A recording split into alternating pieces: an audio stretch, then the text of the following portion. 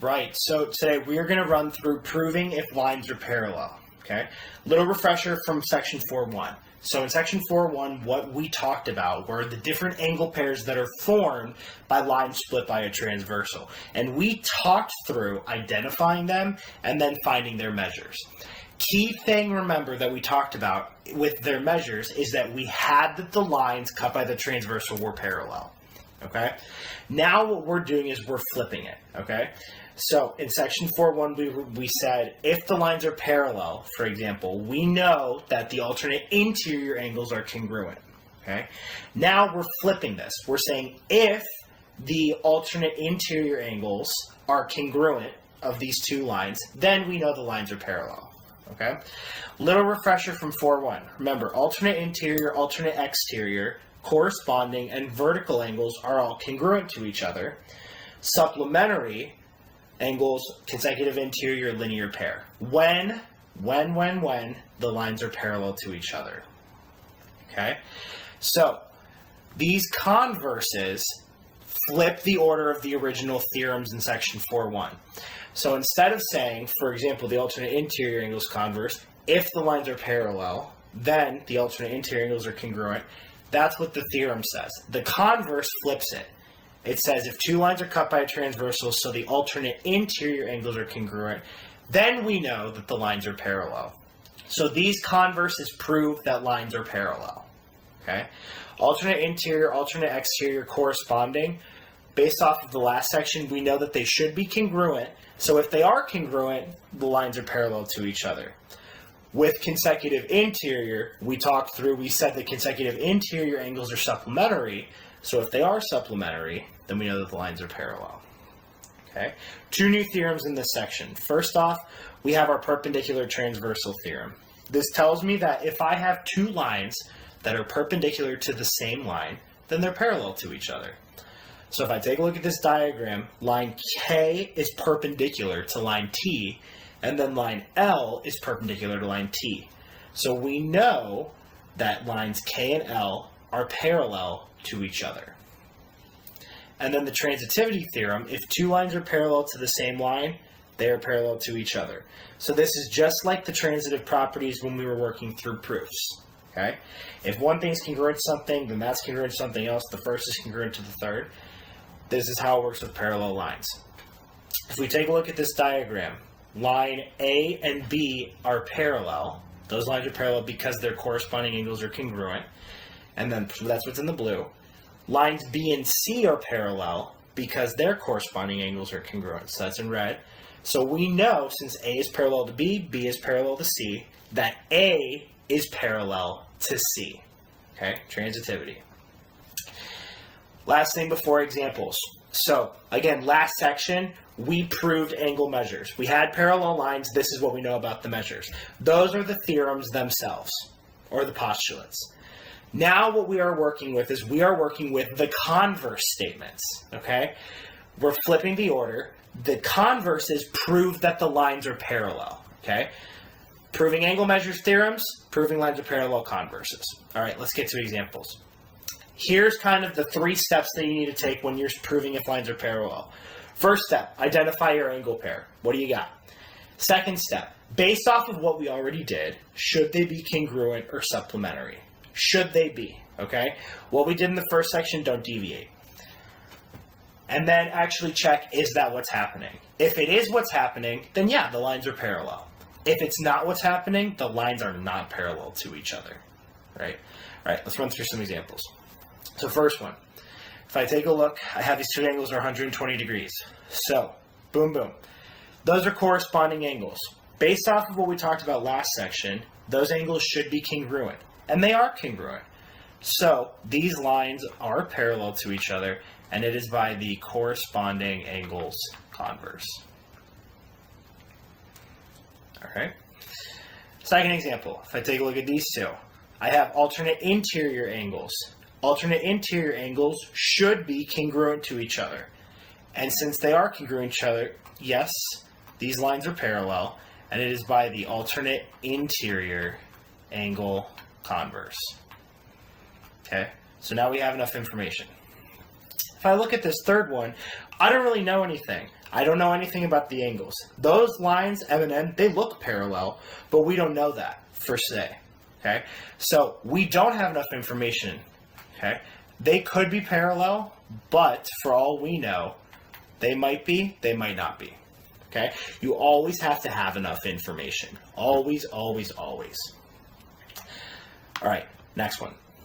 So, next row.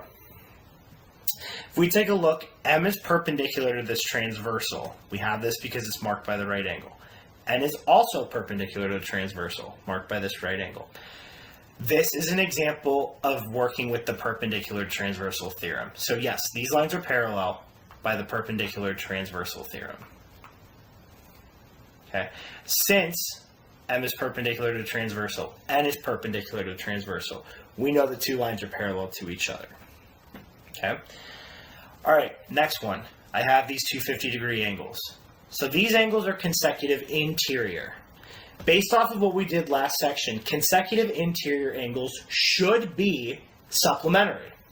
If we take a look, that is not the case. That's not what's happening. Those angles don't add to 180. So those lines are not parallel to each other. So no, and these are just not parallel. We have enough information here, unlike the third example where we didn't have enough. We have enough information now to show that the lines themselves are not parallel. Okay? All right, next one. So these are both x's. I know it's a little small. So these are both x degrees. If we take a look, these are alternate exterior angles. Okay, step one. Step two, congruent or supplementary. They should be congruent. And if we take a look, they are congruent. X can be anything. Could be 100, could be 170, could be 117, could be 71. But since X doesn't change in the diagram, we know that it is going to be the same. Okay? So yes, these lines are parallel, and it is by the alternate exterior angle converse. Okay. All right. Next one. 170 and 10. So these angles are consecutive interior. They should be supplementary. They are supplementary, so these lines are parallel.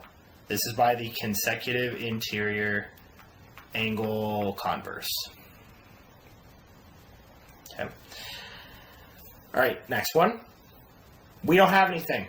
Looking at the lines, we got nothing. Nothing with the angles. So they could be, they look parallel. Again, cannot assume. So no, we don't have enough information. Okay, they might be, might not be. Great. All right, next one. We got, oh, look at this. Another pair of consecutive interior angles. And what should they be? Oh, absolutely. Supplementary. Okay, so if we take a look, 180 minus x is the first one, and then plus x. So those two should add to 180. Well, if I simplify 180 minus x plus x, these cancel out, minus x plus x. And what's left? Oh yes, 180. What does it mean to be supplementary? Absolutely, adding to 180. So, are the lines parallel? Oh, 100%. Yes. So these are parallel. This is again by the consecutive interior angle converse. Okay? All right, go ahead, pause the video, see if you can figure out the next page. All right, let's see how you did. All right, looking at this first one. Whew, there's a lot going on here, right? Oh, little trick. Every time you see the three lines with one transversal, you are checking transitivity, okay? So if you take a look at lines M and P, these lines, they are parallel because, remember, these arcs represent, oh yes, congruent angles. So M is parallel to P because their corresponding angles are congruent. Okay, great. Now we need to show that P is parallel to N. And these are also parallel because these two angles, let me color them in blue. These two angles here are alternate exterior. They should be congruent, and they are congruent. So since M is parallel to P and P is parallel to N, transitivity tells us that yes, line M and N are parallel to each other. This is how that transitivity theorem works. Transitivity of parallel lines theorem. Okay? All right, next one. What kind of pairs do we got there? Alternate exterior. Should the alternate exterior be congruent or supplementary? They should be congruent. And are they congruent? Nope, they sure aren't. So these lines are not parallel to each other. Okay, we have enough information to show that they're not parallel. Next one. Boom, boom. What kind of angle pair do we got? Corresponding. Should be congruent. Are they congruent? Oh no, they sure aren't. So since they're not, the lines are not parallel.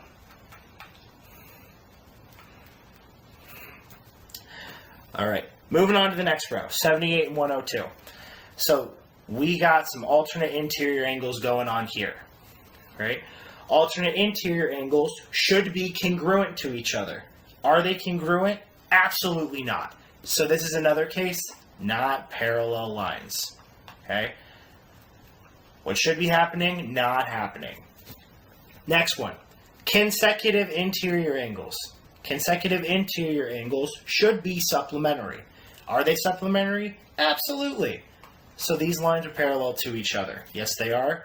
Why? Consecutive interior angle converse. All right. This printed off a little weird. Not sure why. Sorry about that. That is a right angle. Okay. So since M is perpendicular to the transversal, N is perpendicular to the transversal, these are parallel. Yes, M is parallel to N. This is another example of that perpendicular transversal theorem. Perpendicular transversal theorem. Okay? All right, last three. So if we look at this diagram of the one on the left, last row, right away, we don't have enough information except for, oh, what is this? We have that M is parallel to P and N is parallel to P. This is the transitivity the transitivity theorem written out. Okay? So yeah, these lines are parallel to each other, and this is by the transitivity of parallel lines. Theorem. Okay? Just because it's written out. Next one, what do we got? Corresponding, absolutely. They should be congruent. They are congruent. So yes, the lines are parallel by the corresponding angle converse. All right, final one. What do we got? Yes, vertical angles.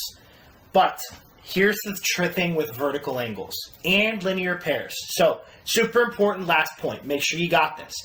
Vertical angles and linear pairs are not enough information, okay? If you've looked at every other example we've gone through, we have had angles on both different lines, okay? If you have angles on the same line, in this case, both of the angles are lying on line N, we don't have enough information. They could be parallel, they might be, they might not be, all right? But we don't have enough information. Okay, we need to somehow pull in line M and an angle with line M. All right, again, vertical angles, linear pairs, not enough. Okay.